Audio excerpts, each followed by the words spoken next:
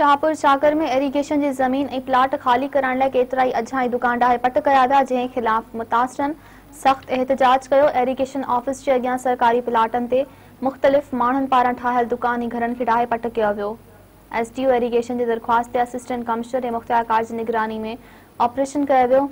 मुतासिर लखा ॾिनो लाहिरी, काशिफ शाह ॾिनो ऐं बाबू उमराणी जी अॻवाणी में मेन बस स्टॉप खां इरीगेशन ऑफिस ताईं रैली कढी वई। अॻवाणनि चयो त ॾाढी जबर जी इंतहा आहे। असांजी कॉलोनियुनि में समूरियूं स्कीमूं मंज़ूर करे सहूलियतूं ॾिनियूं वयूं, हाणे गैर क़ानूनी ॼाणाए अझा डाहे सियारे जी मौसम में बचड़नि समेत बेघर कयो वियो आहे। जीअं ॾिसो था त 9 तारीख़ ते PDM जे तरफ़ां जेको हैदराबाद में जलसो थियल आहे, मां सम्झां थो त उनखे पीपल्स पार्टी ऐं chairman Pakistan peoples party Bilawal Bhutto Zardari साहब मेज़बानी हेठि थिए पियो। ऐं सिंधी सूरताल यकीनी तौर ते तव्हांखे ख़बर आहे त वफ़ाक़ी हुकूमत जे ग़लति पॉलिसीज़ जे करे हर माण्हू मुतासिर आहे। सिंध जो माण्हू छो जो सियासी शौर वधीक रखे थो ऐं पीपल्स पार्टी खे वोट ॾेई करे उन्हनि हमेशह जमहूरियत जी ॻाल्हि कई आहे।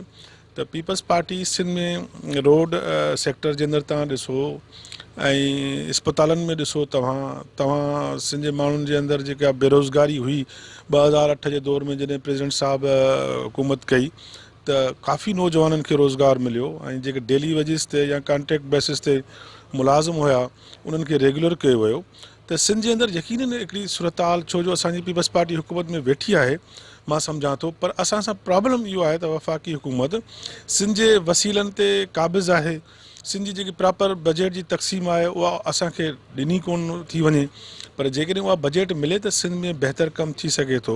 भुट्टो साहब जी शहादत खां पोइ सिंध खे नज़रअंदाज़ करे सिंध जे माण्हुनि खां तालीम खसी वई, क्लैशनकोफ जेको आहे मुतारफ़ कराए करे सिंध जे माण्हुनि खे पोइ धिकण जी कोशिशि कई वई। त मां सम्झां थो पीपल्स पार्टी छो जो माण्हुनि जी, पाकिस्तान जे माण्हुनि जी, सिंध जे माण्हुनि जी प्रॉपर तनज़ीम आहे ऐं जीअं पीपल्स पार्टी खे मौक़ो मिलियो आहे असीं हुकूमत में आहियूं ऐं सिंध जे माण्हू जी ज़िंदगी बहितर करे रहिया आहियूं। त पीपल्स पार्टी इंशाल्लाह सिंध समेत घोटकी जे माण्हुनि जी बि ज़रूरु ख़िदमत कई आहे ऐं अञा बहितर ख़िदमत कंदी।